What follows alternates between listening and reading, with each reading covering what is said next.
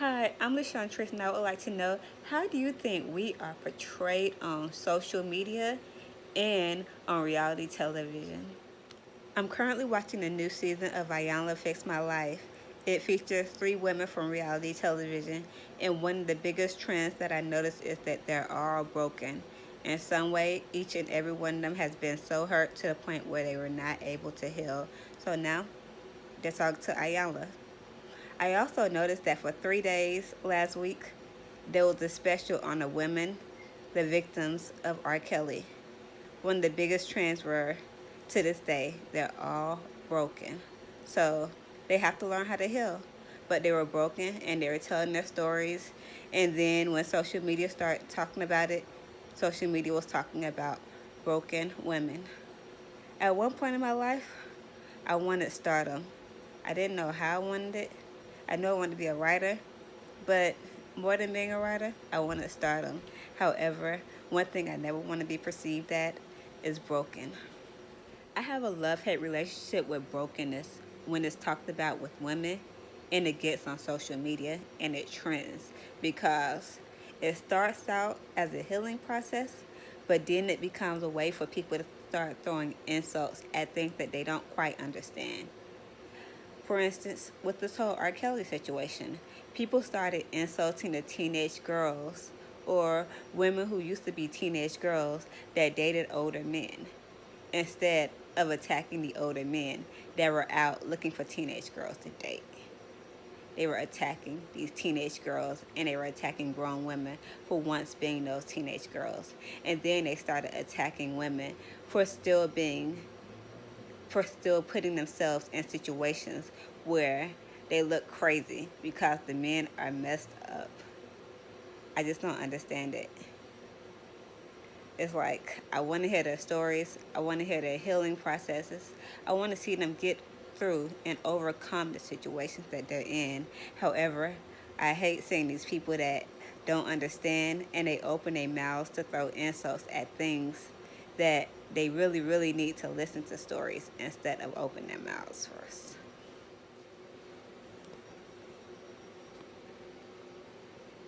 I talked about women from reality television being seen as broken. However, I want to discuss another issue too that we see. Sometimes we acknowledge it and sometimes we ignore it.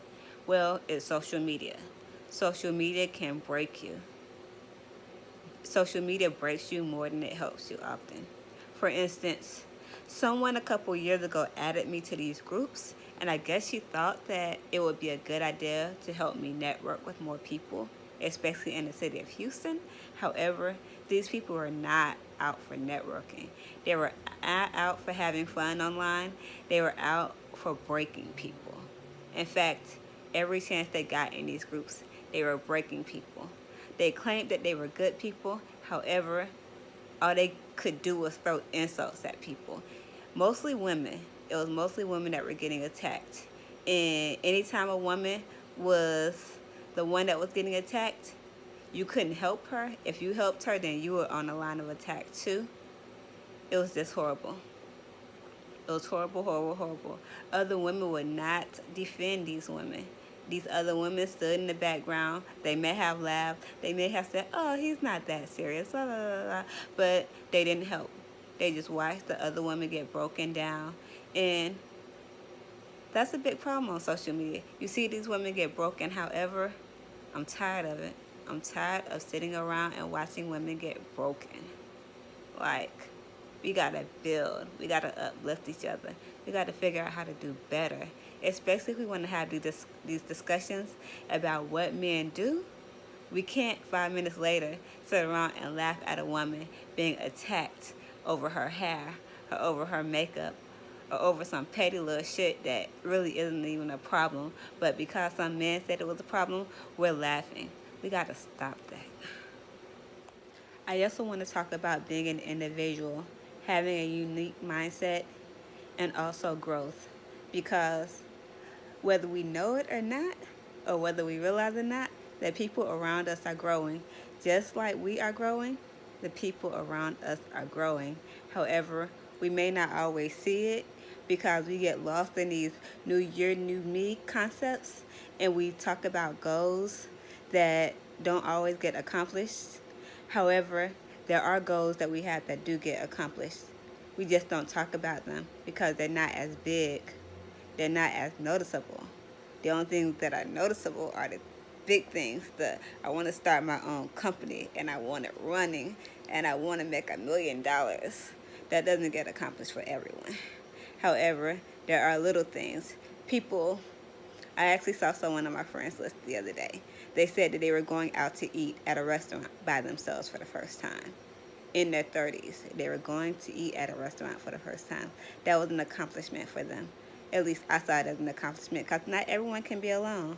Not everyone can do things alone. I want to talk a little bit more about individuality and uniqueness and giving our opinions on the internet and how people react to our opinions. Well, one thing I've noticed is on the internet, you have to blend in with the crowd or you're attacked. You can't have an individual opinion. You can't see it as a person that grows because you think a little bit differently than other people. I actually had someone an opinion of something on Instagram one day. I actually agreed with her, but I also expressed my own unique opinion that wasn't exactly like hers. And then she went on to say more, which I don't think she really needed to say any more to the topic because her opinion was already known. My opinion was known. We had similar agreements. We just didn't think the same. And I got that. I don't think she realized that. We don't have to do that stuff. We don't have to argue with like-minded people. We don't have to argue with people that have different opinions than us.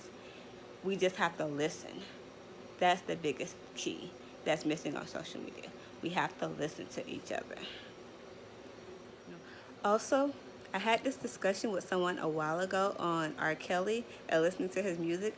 And at the time, my argument was that I was going to listen to his music, although at the time I hadn't even searched his music out in like forever. I hadn't actively tried to listen to an R. Kelly song. I just didn't like the person trying to tell me what they felt like I should do. Because my actions are my own actions. I make my own choices. I'm not trying to sway them to think one way or the other. I just have my own opinions, my own decisions. Whether or not I want to do stuff is up to me. It's not up to them. I agree with the mute R. Kelly stuff. I agree with cancel all bad men. I agree with it. However, if I decide to disagree with it, it would be my own opinion. I'm 32 years old. I really don't like people telling me what to do, when to do it, how to do it, all the other stuff anymore. I don't like it because at this point in my life, I'm not where I want to be. I feel like I should be further ahead, but one thing I know for sure is I'm a grown adult, and these bill companies see me as a grown adult. Everyone around me sees me as a grown adult until they feel like I'm not doing something that they want me to do. That is an issue. And that's also connected to the whole individuality and uniqueness stuff. I'm my own person. You are your own person. We do what we like. We don't do what we don't like. That's the world. Yeah. As I discuss this stuff about brokenness and about growth and about healing, I'm trying to figure out how I can be a help to other women because I really haven't been that way. In fact, one of the things that I've noticed is that over the years, a lot of the women that I have spoken to but haven't really gotten to know, they've gotten to know some of them other same women and their friends now, and they have great communication skills. I'm just not part of that. And I think part of it is because I've learned how to be a loner. I've learned how to hang with myself and have fun by myself. And I'm just not that good at bonding. However, I'm trying to work on the bonding process now so I can be a better person. I can actually have friendships that last. I can do a lot. And I won't be seen as a loner forever.